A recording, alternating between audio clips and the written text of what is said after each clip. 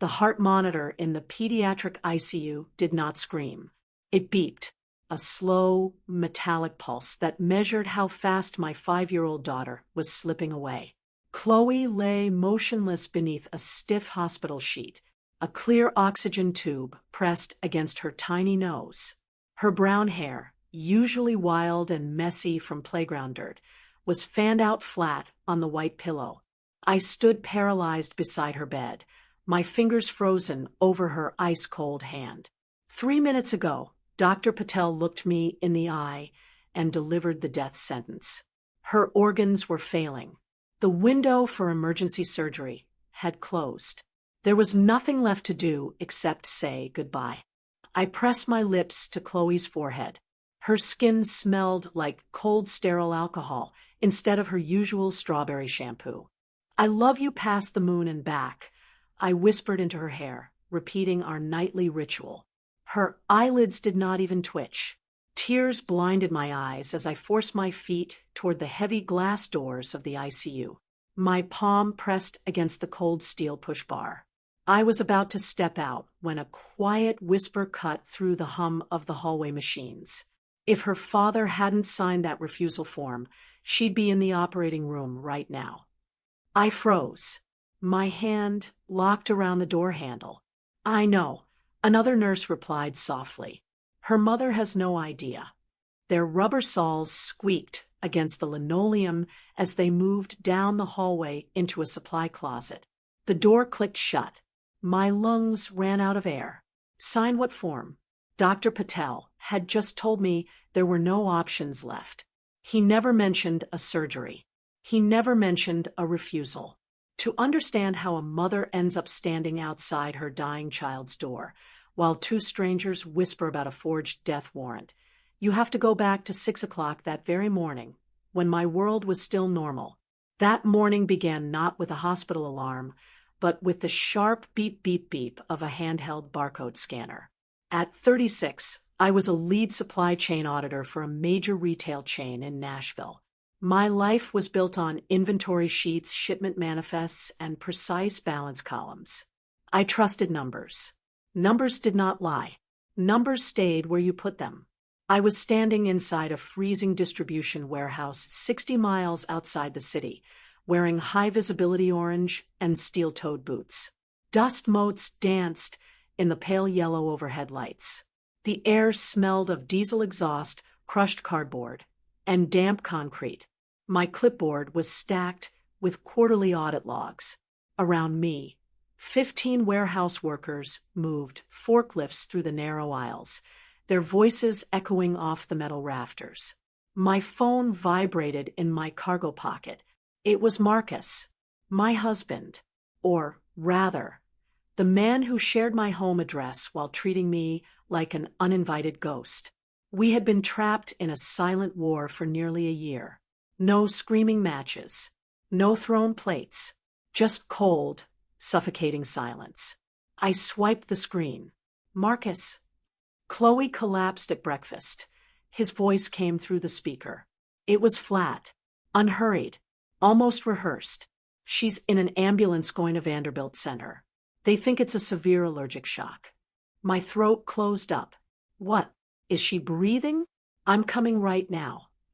"I'm handling it, Hannah," he cut in smoothly. "Don't cause a scene. Just get here when you can." The line went dead. I dropped my clipboard. The paper sheets scattered across the dusty concrete floor. I did not pick them up. I ran to my sedan, my heart hammering against my ribs like a trapped bird. 60 miles of highway felt like 1,000. The July heat beat down on my windshield, turning the car into an oven. Every red light was an eternity. By the time I slammed my brakes in the Vanderbilt parking garage and ran through the sliding glass doors, my shirt was soaked with cold sweat. The hospital lobby was a sensory overload of chemical smells and muted noise. Fresh coffee from the kiosk mixed with the sharp tang of floor disinfectant. A child was crying near the gift shop. Volunteers in red coats smiled at visitors who carried foil balloons. I found the pediatric ICU floor on the 4th floor. The air up There was colder, heavy with the hum of ventilation fans and the distant chiming of call buttons. Marcus was standing outside room 408. He wore a crisp, navy polo shirt and tailored trousers. His dark hair was combed back perfectly. He looked like a man waiting for a business meeting, not a father whose child was fighting for air. I hurried toward him, my heavy work boots thudding against the shiny floor. "Marcus, how is she? What did the doctors say?" I reached out to grab his arm, desperate for human contact, desperate for shared terror. Marcus stepped back. His movement was clean, deliberate, and smooth. My hand caught empty air. He looked down at my dusty work clothes, his eyes narrowing with a familiar, cutting disgust. He did not ask how I was. He did not hug me. "Keep your voice down, Hannah," he whispered. His tone was coated in liquid ice. "You're embarrassing yourself." "Where is Chloe?" I gasped, my chest heaving. "Can I see her?" "She's sedated," Marcus said. He crossed his arms over his chest, leaning his shoulder against the wall. "If you paid attention to your family instead of counting cereal boxes in a warehouse, you might have noticed she was feeling sick this morning. But as usual, your job comes first." The words hit me like a physical blow. The old, familiar guilt flared up in my stomach, hot and sharp. For months, Marcus had used this exact weapon. If the house was messy, it was my fault. If he was distant, it was because my career stressed him out. If our marriage was dying, I was the sole murderer. Before I could answer, my phone buzzed in my hand. A Facebook notification popped up on my screen. It was a post from my mother-in-law, Eleanor.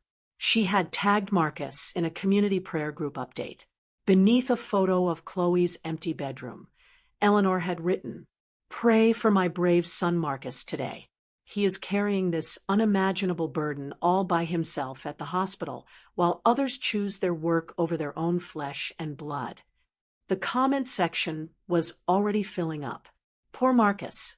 He does everything for that girl. Some women should never become mothers. Shameful." I stared at the glowing blue light of the screen, my mouth dry. Eleanor had posted it 10 minutes ago. Marcus had already liked it from his phone. He saw me looking at the screen. A tiny, cruel smile flickered at the corner of his mouth before he wiped it away, replacing it with his mask of tragic fatherhood. "You should go inside," he said quietly, opening the heavy door to Chloe's room just an inch. "Try not to make any noise. She doesn't need your panic right now." I swallowed the lump in my throat, buried my anger deep in my chest, and pushed past him into the sterile white room. I did not know then that the man standing in the hallway was not just a cold husband. I did not know that 3 phone calls from the hospital had already been erased from my phone logs before my screen ever lit up. I only knew that my daughter was still, her breathing forced by a machine, while the man who swore to protect us stood outside, watching the clock tick down. I backed away from the supply closet doors. My pulse hammered against my throat. The cold air of the ICU hallway burned my nostrils with bleach and metallic dust. I did not scream. I did not confront Marcus. 12 years of auditing supply chains taught me one golden rule: never fire your weapon until you count every bullet in the crate. I walked straight to the health information management desk, near the elevators. A large acrylic sign hung overhead, medical records. Behind the counter sat Sophia Reed. She was a woman in her mid-40s with perfectly coiffed blonde hair and reading glasses resting on her chest. Her desk smelled faintly of vanilla perfume and warm paper. "Good afternoon," I said, keeping my voice level. "I need a complete, unedited copy of my daughter's medical file. Chloe Vance." Sophia typed on her keyboard.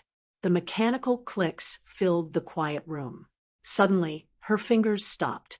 Her blue eyes flicked up to my dusty orange work vest. "Mrs. Vance," Sophia said smoothly, Your husband has been handling the administrative forms as the primary contact. I am her mother, I replied, leaning over the counter. We share joint legal custody. I have an absolute right to her records under federal law. Sophia blinked. She tapped her screen again. Some internal documents are under administrative review, ma'am. They are marked unavailable for patient portal viewing. Print them, I said, every single page, or I will call my corporate attorney before I leave this lobby. Sophia stared at me for 3 seconds. The vanilla scent felt heavy and suffocating. She stood up and walked into a back office. 10 minutes later, she returned with a thick manila folder. She slid it across the cold counter. Sign the release log here. I signed my name, grabbed the envelope, and walked into the hospital cafeteria. The cafeteria was loud and bright. Yellow fluorescent lights hummed overhead. Families sat at laminate tables, plastic forks scraping against paper plates. The air smelled of burnt coffee, fried hash browns, and stale disinfectant. I sat in a corner booth, pulled out the stack of white paper, and began reading. Page 1, emergency room intake. Page 2, blood panel results. Page 3, toxicology screen. Page 4, refusal of emergency surgical intervention. My hands went completely still. The document stated that a surgical tracheostomy was declined due to maternal refusal after risk counseling. At the bottom of the form was an electronic signature line. Hannah Vance. The timestamp read 9:42 a.m., Wednesday. I stared at the black ink. A quiet, terrifying laugh escaped my throat. At 9:42 a.m. on Wednesday, I was standing inside Warehouse 4 at the distribution center. I was wearing steel-toed boots, holding a digital scanner, and verifying 40 pallets of dry cereal. 15 warehouse workers saw me. Security cameras tracked my every step. I had not touched a hospital tablet. I looked closer at the signature line. The electronic cursive was smooth and clean. My actual signature was sharp, jagged, and slanted to the right. Someone had forged my name using an administrative stylus. I pulled out my phone and opened my billing account portal. I requested the detailed incoming call log for Wednesday morning. There were 3 incoming entries from Vanderbilt Medical Center listed between 9:15 a.m. and 9:30 a.m. Duration of call 1, 1.8 seconds. Duration of call 2, 1.4 seconds. Duration of call 3, 1.9 seconds. My stomach dropped into a cold abyss.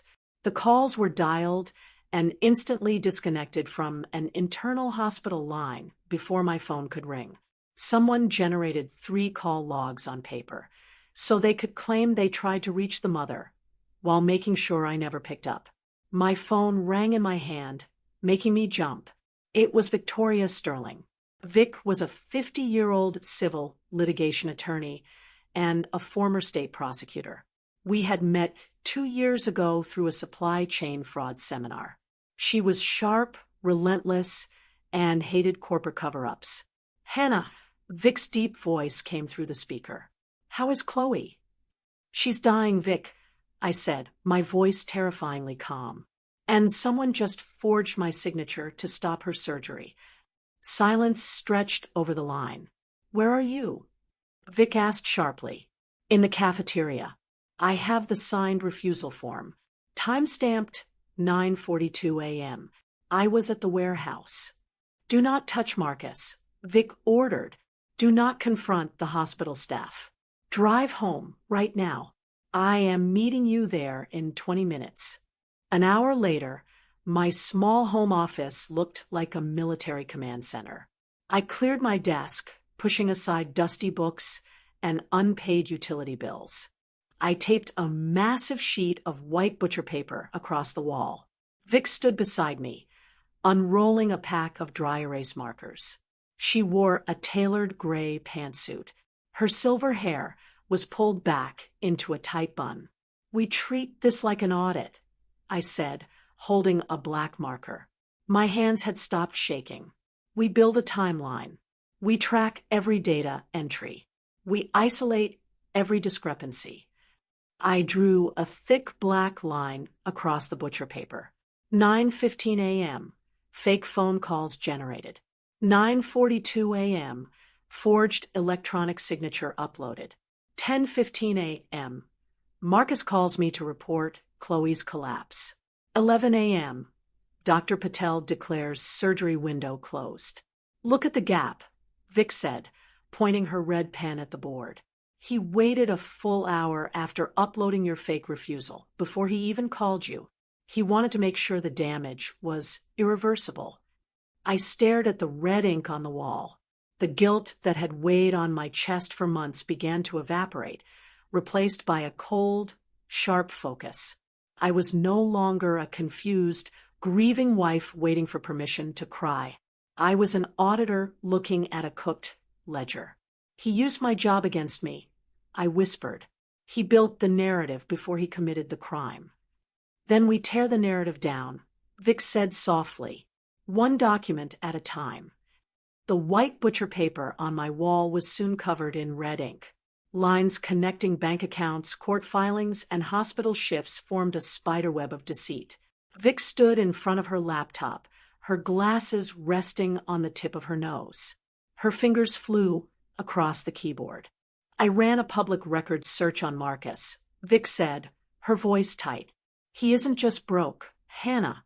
He's drowning. I stepped closer to the screen. Marcus had taken out a second mortgage on our house 6 months ago without my knowledge.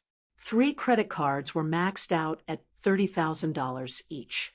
A failed cryptocurrency fund had wiped out his personal savings. He owes over $1.5 million to private lenders, Vic said, pointing a pen at a legal filing. They filed a notice of default 3 weeks ago. How was he planning to pay that? I whispered. Vic scrolled down to a document titled Chloe Vance Medical Recovery Trust. When Chloe was born, complications during delivery left her with mild respiratory nerve damage. The hospital settled out of court. Marcus handled the legal meetings while I worked double shifts. The settlement created a $2.5 million trust, Vic explained. Marcus is the sole trustee. Under court supervision, he can only spend that money on Chloe's medical bills. And if Chloe dies? I asked, my throat dry. Vic tapped the screen. Court supervision ends immediately. The remaining assets transfer directly to Marcus as the sole surviving parent beneficiary. No oversight. Vic scrolled further down. And 2 years ago, Marcus attached a supplemental term life insurance rider to the trust policy. $2 million, payable upon death from medical complications. Sole beneficiary, Marcus Vance. $4.5 million. My stomach churned. The scent of dry marker ink smelled like copper and rot. Marcus did not just want to escape debt. He wanted to walk away a millionaire, leaving his ruined wife behind to take the blame. At 7 a.m. the next morning, Vic and I sat in a secluded corner booth at a diner off Interstate 65. The air smelled of burnt bacon, stale coffee, and yellow mustard. Country music hummed quietly from a speaker above the door. Nurse Rachel sat across from us. She wore a dark blue hoodie over her scrubs, her hood pulled low. Her pale face showed dark circles bruising the skin under her eyes. Her trembling hands wrapped around a thick mug of black coffee. I can't lose my job, Rachel whispered, her eyes darting toward the window. I have 2 kids. Rachel, I said softly, touching her sleeve. Look at me. She looked up, her eyes wet with tears. Someone forged my name to let my daughter die, I said, my voice steady. If you know something, please. Rachel swallowed hard. She pulled a folded white paper from her purse and slid it across the sticky table. I worked the night shift in the ICU, Rachel whispered. The surgical team was ready on Wednesday morning. Dr. Patel wanted to take Chloe into the operating room at 8 o'clock. Why didn't they? Vic asked. Marcus stopped them, Rachel said, her voice shaking. He stood outside the doors and told the resident doctor that he had legal authority. He insisted they wait for paper confirmation before making a single incision. Rachel pointed to the paper. It was a photocopy of an internal nursing log. One sentence was highlighted in yellow. Father requested no further surgical intervention until maternal refusal authorization is uploaded. Uploaded. I repeated, my blood turning to ice. Not signed. Uploaded. He knew the paper was coming, Rachel said, wiping a tear. He brought Sophia Reed from administration up to the 4th floor. Sophia told the doctors that everything was handled. After Sophia spoke, everyone stopped arguing. Silence settled over the booth. The diner kitchen clattered with plastic trays and metal spatulas. He didn't just wait, Vic murmured, looking at me. He managed the room. He delayed the doctors until Sophia could upload the forged document. Vic folded the paper carefully and slid it into her leather briefcase. She looked at me with a sharp smile. Now, Vic said, we give him what he wants. What do you mean? I asked. Marcus thinks he succeeded. Vic explained, leaning forward. He thinks you are broken and weak. As long as he believes you accept Chloe's fate, he will stop hiding his tracks. An hour later, I walked back into Chloe's ICU room. Marcus was sitting in the vinyl armchair beside her bed. His phone was pressed to his ear. He was speaking in a hushed, upbeat voice. Yes, the preliminary claim forms are ready. I'll drop them off at your office this afternoon. He saw me step through the door and immediately hung up. His face transformed instantly, smoothing into a mask of solemn sorrow.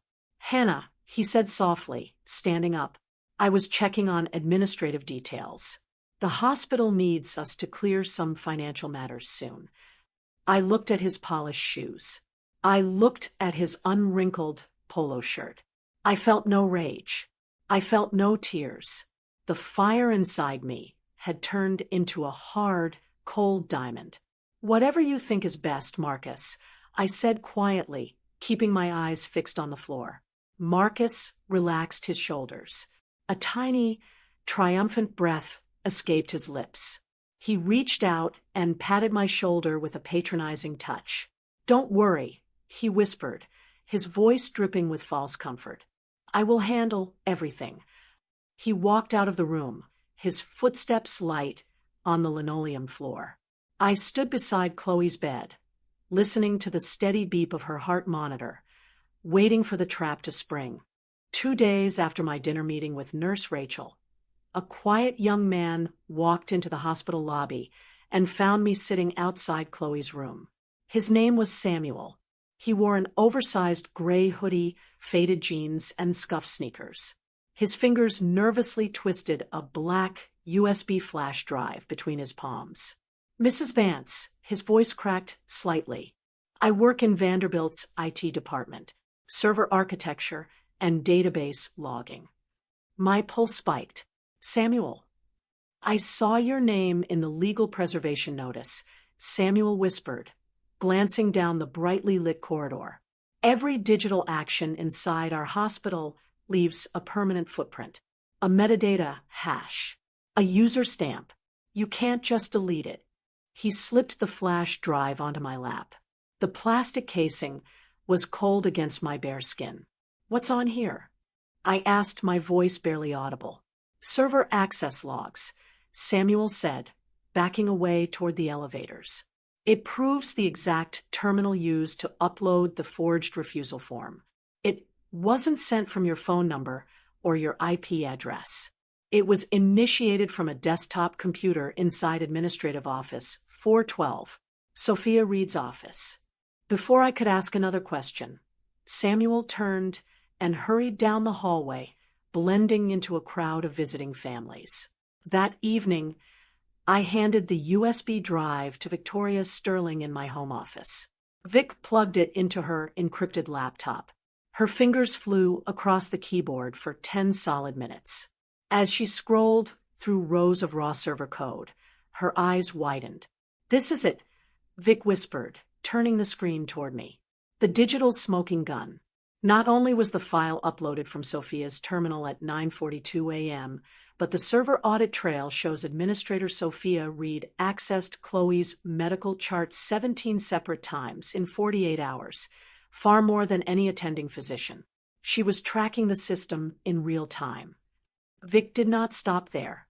She bundled Samuel's server logs, Nurse Rachel's internal nursing note, my warehouse employment records, and Marcus's financial default filings into a massive, airtight federal complaint. She overnight the entire dossier directly to the Office of Inspector General at the U.S. Department of Health and Human Services, HHSYG. Within 24 hours, federal wheels began to spin. Special Agent Brian Foster, a senior investigator with the Federal Healthcare Fraud Division, issued an emergency preservation order. Armed federal marshals marched into Vanderbilt Medical Center, slapping a legal freeze on every physical hard drive, server rack, and electronic medical record associated with our case. Any attempt to delete or alter a file would now result in an immediate federal felony charge. That night, I walked back into Chloe's room. The heavy, metallic hum of the life support machine sounded different now, softer, more distant. The harsh fluorescent lights overhead flickered against the white ceiling tiles. The air smelled of sterile antiseptic, damp linoleum, and fading carnations. Chloe's skin was paper white, translucent under the thin hospital blanket. Her little chest rose and fell in short, forced mechanical breaths. I pulled the vinyl chair close to the mattress. I took her tiny, limp hand in mine. Her fingers were ice cold. "We did it, sweetheart," I whispered, brushing a stray lock of brown hair away from her damp forehead. "The truth is out there. Nobody can hide what they did to you anymore." As if responding to my voice, the heart monitor's rhythmic beep skipped a beat. The steady green line on the screen flattened into a long, unbroken horizontal wave. A sharp, continuous alarm pierced the silence of the room, vibrating against my eardrums. "Chloe!" I cried out, leaping to my feet. Nurses rushed through the door, with a crash of equipment carts. Dr. Patel pushed past them, his face pale, hands already pressing against my daughter's chest in a desperate rhythm of CPR. "Step back, Hannah! Please step back!" Dr. Patel shouted over the shrill wail of the monitor. I backed up against the cold wall, my hands clamped over my mouth. The scent of ozone and panic filled the room. 5 agonizing minutes. They shocked her, pumped air into her lungs, and fought against the inevitable. Dr. Patel finally stopped compressions. He lowered his head, his shoulders slumping under the weight of defeat. He turned slowly toward me, his eyes swimming with unshed tears. "I'm so sorry, Hannah," he whispered. "She's gone." The world tilted sideways. The bright hospital lights dissolved into a smear of yellow and white. But unlike the helpless grief I felt days ago, a strange, profound calm settled deep into my bones. I stepped forward through the ring of grieving nurses. I gently brushed my lips across Chloe's cold forehead. "Rest now, my brave little girl," I murmured into the quiet room. "Mommy has your story, and I promise you, justice will be served." The grand auditorium on the top floor of Vanderbilt Medical Center was suffocatingly hot. Heavy mahogany panels lined the walls. Fluorescent light strips hummed overhead, casting a harsh yellow glare across the polished oak tables. The air smelled of stale coffee, leather briefcases, and cold floor wax. 30 people filled the room. Hospital executives in tailored navy suits sat along the back row. Corporate risk management attorneys adjusted their silver cufflinks. Representatives from the State Insurance Commission sat beside Special Agent Brian Foster, and 2 armed federal marshals. Marcus sat at the defense table. He wore an expensive charcoal gray suit, a crisp white shirt, and a black silk tie. His dark hair was neatly styled. A white handkerchief rested in his jacket pocket. Beside him sat his mother, Eleanor, clutching a designer handbag, her face set in a grim, righteous mask. Marcus dabbed his eyes with his handkerchief as the administrative board chairman opened the session. "I only wanted what was best for my daughter," Marcus said, his voice cracking with rehearsed emotion. He looked directly at the board members, his eyes glistening. "My wife was overwhelmed by her job. When the doctors presented the surgical risks on Wednesday morning at 9:42, Hannah panicked. She called the hospital line. She told me directly that she refused the operation. I trusted her decision. I trusted the doctors." Across the room, Eleanor nodded solemnly, dabbing her cheeks. Several hospital board members exchanged sympathetic glances. Marcus leaned back in his leather chair, resting his hands on the table. His posture was relaxed, confident, polished. Victoria Sterling stood up from our table. She wore a dark gray suit. She carried a single manila folder. She did not raise her voice. "Mr. Vance," Vic began, her voice cutting through the silent room like a razor.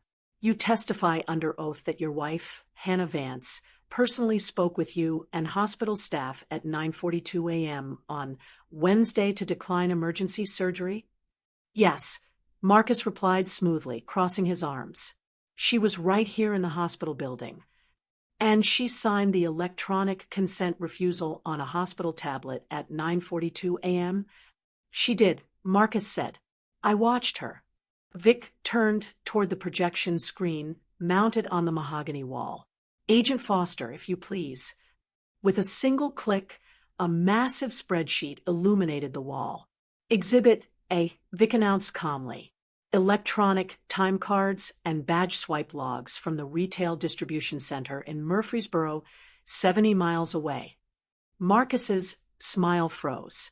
At 9:42 a.m. on Wednesday, Vic continued, pointing a laser pointer at the glowing screen. Hannah Vance swiped her security badge into Warehouse 4. She was conducting a quarterly inventory audit alongside 15 warehouse workers. Security camera footage, verified by federal investigators, shows her holding a handheld barcode scanner at 9:42 a.m. She was nowhere near Vanderbilt Medical Center. A rustle of paper echoed through the gallery. Board members leaned forward, their eyes wide. "Exhibit B," Vic said, clicking the remote again. A series of red lines appeared on the screen. Detailed cell tower data and billing logs from Verizon Wireless, Vic said. 3 incoming calls were routed to Hannah Vance's mobile phone from Vanderbilt at 9:15 a.m. Call duration, 1.8 seconds, 1.4 seconds, 1.9 seconds. The calls were manually terminated from an internal desk phone before her device could ring. They were fake calls generated solely to create a paper trail of attempted contact. Marcus shifted in his chair. The color began to drain from his face. His left hand drifted to his wrist, scratching the skin nervously. "Exhibit C," Vic said, her voice dropping to a deadly whisper. "The server metadata audit trail." The screen is filled with lines of raw computer code. The electronic refusal form bearing Hannah Vance's forged signature was not uploaded from a patient tablet, Vic stated, turning to face the gallery. The IP address, user login, and hardware terminal belonged to desktop 412, located inside the 4th floor administrative office of Hospital Administrator Sophia Reed. In the second row, Sophia Reed's face went gray. She gripped her leather folder so hard her knuckles turned white. "And finally," Vic said, gesturing toward the back door. "Exhibit D." The heavy double doors opened. Nurse Rachel walked into the auditorium. She wore clean navy scrubs. Her hands were clasped tightly in front of her, but her chin was lifted high. Rachel walked straight to the witness microphone. "I was on duty in the pediatric ICU on Wednesday morning," Rachel testified, her voice clear and echoing off the high ceiling. "The surgical team was ready to move Chloe Vance into the operating room at 8 a.m. Dr. Patel gave the order." Rachel pointed her finger directly at Marcus. Her father, Marcus Vance, stood outside the double doors and refused to let the gurney pass. Rachel said, "He told the resident doctor that he possessed sole legal authority. He repeatedly demanded that all medical intervention be halted until an administrative refusal document was uploaded into the system. He delayed the surgery for nearly 2 hours." The room erupted into hushed gasps. Marcus's attorney leaned over, frantically whispering in his ear.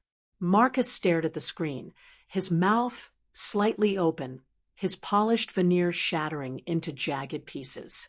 Then, Special Agent Brian Foster stood up from the federal table. Agent Foster was a tall man with a severe haircut and a charcoal suit. He walked to the center of the room, carrying a heavy white binder stamped with the official seal of the United States Department of Health and Human Services. The auditorium fell dead silent. The only sound was the hum of the air vents. "Members of the board," Agent Foster said, his voice flat and authoritative. "Yesterday evening, federal forensic toxicologists completed a secondary analysis of the blood samples drawn from Chloe Vance upon her emergency room admission." Agent Foster opened the binder. The initial ER intake diagnosed Chloe Vance with an accidental severe food allergy reaction. Foster said, "However, mass spectrometry analysis revealed something entirely different." Agent Foster turned to face Marcus. The blood samples contained a massive, lethal concentration of concentrated peanut protein extract, a commercial liquid chemical agent. Foster announced, "The concentration was 40 times higher than what could ever be consumed accidentally through solid food." Hannah's breath caught in her chest. She gripped the edge of the wooden table. Furthermore, Agent Foster continued, "Federal agents executed a search warrant at Marcus Vance's personal office in Franklin this morning. Inside his private desk safe, investigators recovered an empty glass vial of concentrated peanut extract bearing his fingerprints, alongside the original $1 million term life insurance policy." A sharp, horrific scream shattered the silence. It was Eleanor. Marcus's mother collapsed backward in her chair, her handbag spilling across the carpet before she slumped onto the floor in a dead faint. Sophia Reed burst into loud, hysterical sobs, covering her face with her hands as 2 hospital security guards stepped behind her chair. "Marcus Vance did not merely forge a document," Agent Foster declared, his voice ringing through the hall like a sledgehammer. "He intentionally poisoned his 5-year-old daughter during breakfast, brought her to this hospital, and actively blocked life-saving surgery to ensure her death before his debt default deadline." The auditorium descended into complete chaos. Executive board members stood up, shouting over one another. Corporate attorneys scrambled toward the exits. 2 federal marshals stepped forward, their heavy boots thudding against the floorboards. "Marcus Vance, stand up," the lead marshal commanded, unholstering a pair of steel handcuffs. Marcus stumbled backward, knocking his leather chair to the floor. His face was slick with cold sweat. His expensive suit was rumpled. The arrogant, charming man was gone, replaced by a terrified, cornered animal. "Hannah!" Marcus shrieked, looking across the room at me, his eyes wild with panic. "Hannah, tell them. Tell them it's a mistake. I did it for us. I did it for our future." The steel cuffs clicked sharply around his wrists. I stood beside Victoria Sterling. I did not scream. I did not cry. I did not curse his name. I looked at Marcus Vance, the man who had tormented my mind, who had made me feel worthless, who had murdered my innocent daughter for green paper. I looked at him with absolute, icy clarity. I felt no hatred. Hatred required passion. What I felt was complete, unadulterated disgust. "You didn't do it for us, Marcus," I said, my voice quiet, firm, and carrying across the chaotic room. "You did it because you are a coward." And now, the ledger is balanced. Marcus was dragged out of the auditorium by the federal marshals, his panicked cries echoing down the long, empty corridor until the heavy oak doors slammed shut. I walked out of the hospital lobby 10 minutes later. Outside, a light July rain was falling, washing away the humid heat of the afternoon. The air smelled of wet asphalt, fresh pine needles, and clean rain. I lifted my face to the sky, letting the cool drops wash over my skin. The story they had written for me was destroyed. Chloe's truth was saved. And for the first time in my life, I took a deep, clear breath. 1 year after Marcus Vance was sentenced to life in prison without parole, my world no longer smelled of hospital disinfectant or stale warehouse dust. I did not spend that year crying in dark rooms. I did not replay Marcus's lies or nurse a burning hatred against his family. Hatred is a heavy stone that only crushes the person holding it. I threw the stone away. I chose to take full responsibility for my own life, my own peace, and my own future. I resigned from my position as a supply chain auditor. I bought a small, sunlit craftsman cottage in Franklin, Tennessee. I repainted the front porch a crisp white, planted yellow sunflowers along the fence, and cut my hair into a sharp, modern bob that framed my face. I traded my dusty orange work vest for tailored linen blazers and leather loafers. Every morning at 6, I ran 3 miles through the rolling green hills, feeling the cool air fill my lungs, feeling strong and completely unburdened. I used my savings and background to complete my certified public accountant, CPA, credential, specializing in forensic medical billing and hospital compliance. I learned every regulation, every loophole, and every legal shield available to ordinary patients. With Victoria Sterling's guidance, I established the Chloe Vance Advocacy Initiative. We rented a bright, second-floor office in downtown Clarksville. The space smelled of fresh pine, roasted espresso, and clean cotton. Large windows let in floods of warm sunlight. We did not build the foundation to sue hospitals.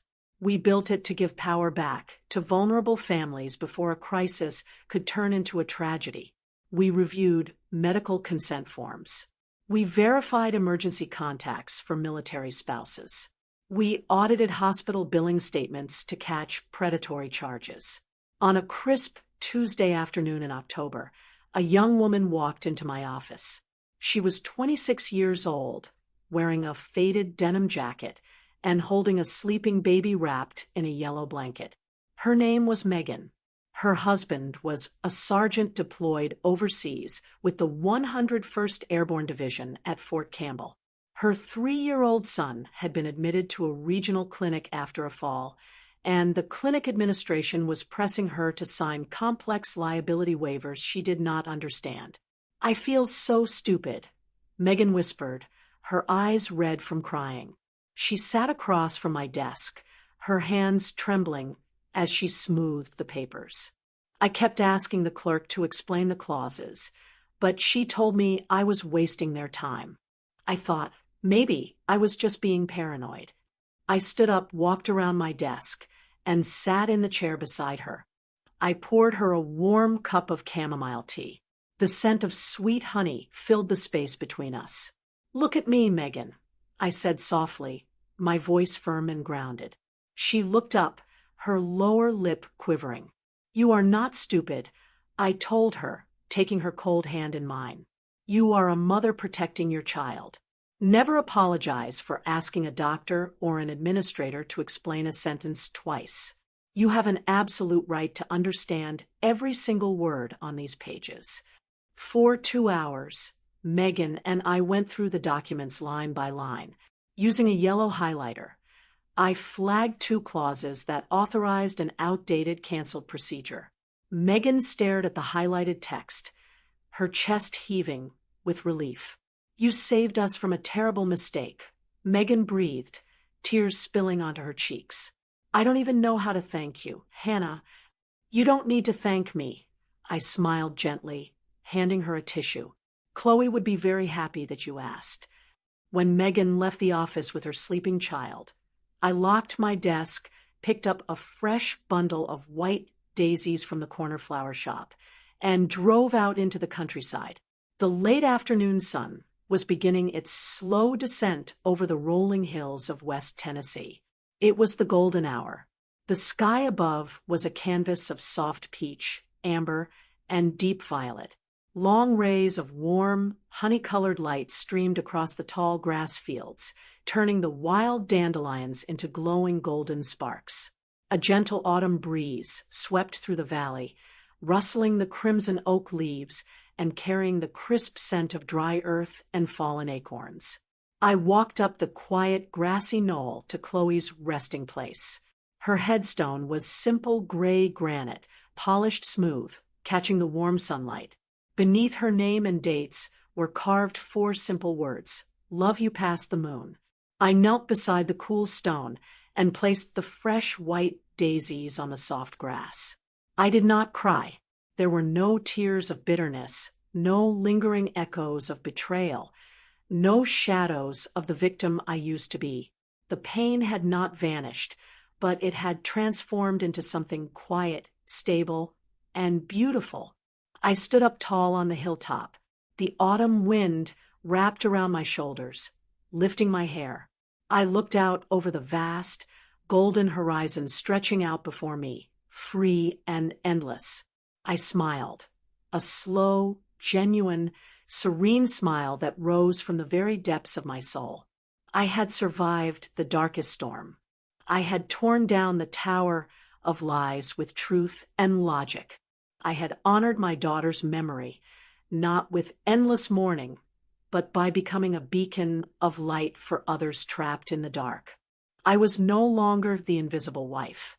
I was no longer the silent victim. I was Hannah Miller, unbroken, free, and fiercely proud. All shadows must fade before the truth, and every pain is simply the start of a beautiful rebirth. Always remember, the right to write a new chapter of your life is forever in your hands. If this story resonated with you, please like, subscribe, and leave a comment below so we know we're walking this journey together. Hope to see you on the next page.